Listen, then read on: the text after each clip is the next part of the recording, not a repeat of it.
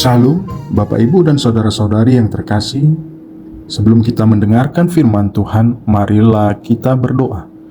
Kasih karunia dan damai sejahtera dari Allah Bapa kita dan dari anaknya Tuhan Yesus Kristus menyertai kamu sekalian. Amin.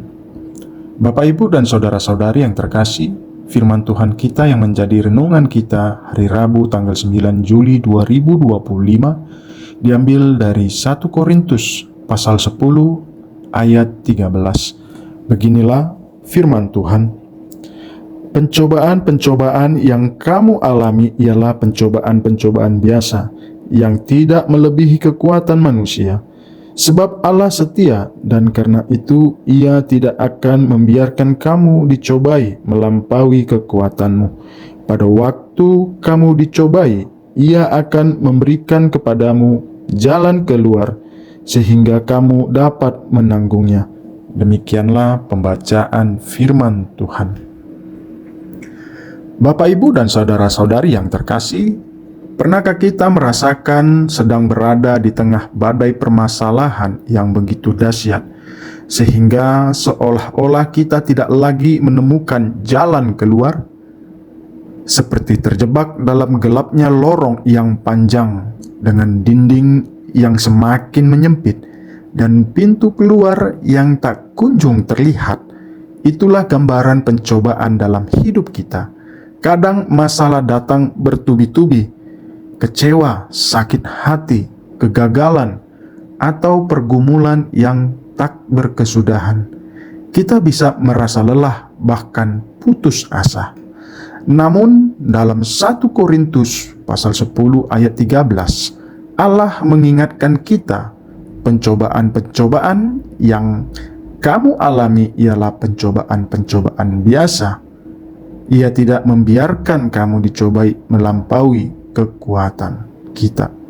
Ayat ini ditulis oleh Rasul Paulus kepada jemaat di Korintus.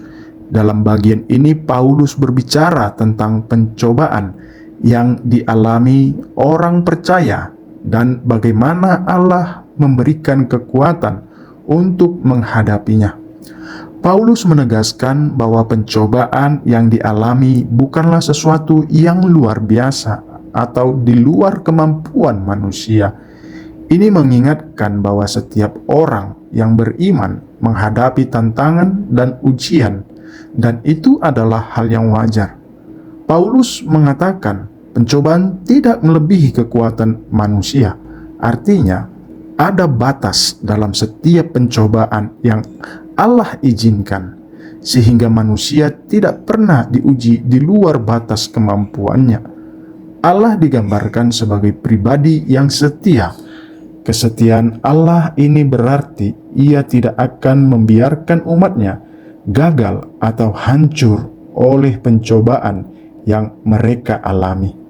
Dan Allah tidak hanya membatasi pencobaan, tapi juga menyediakan jalan keluar atau solusi agar umat dapat menanggung dan melewati pencobaan itu. Saudara yang terkasih, coba bayangkan kita sedang tersesat dalam sebuah labirin gelap. Kita berputar-putar merasa terjebak, tapi tiba-tiba seseorang menyalakan sebuah senter dan menunjukkan jalan yang benar. Jalan itu mungkin tidak mudah, tapi setidaknya ada jalan keluar. Allah adalah senter itu dalam kegelapan hidup kita. Dia tahu batas kemampuan kita, dan Dia setia menyediakan jalan keluar. Bahkan ketika kita merasa tidak ada harapan, jalan keluar itu mungkin bukan jalan yang kita harapkan, tapi Dia selalu ada untuk menolong kita melangkah melewati pencobaan itu. Saudara yang terkasih, hari ini firman Tuhan mengajarkan kita, ketika menghadapi pencobaan atau kesulitan, kita dapat yakin bahwa pencobaan itu tidak melebihi kemampuan kita untuk menghadapinya. Kita dapat percaya kepada Allah sebagai sumber kekuatan dan pertolongan yang setia. Kita diajak untuk mencari dan percaya pada jalan keluar yang diberikan Allah, yang mungkin berupa hikmat kekuatan, atau dukungan dari sesama orang percaya. Ayat ini memberikan penghiburan bagi kita, orang percaya yang sedang mengalami ujian, bahkan mereka yang tidak sendirian, dan ada batas yang Allah tetapkan agar mereka tidak hancur.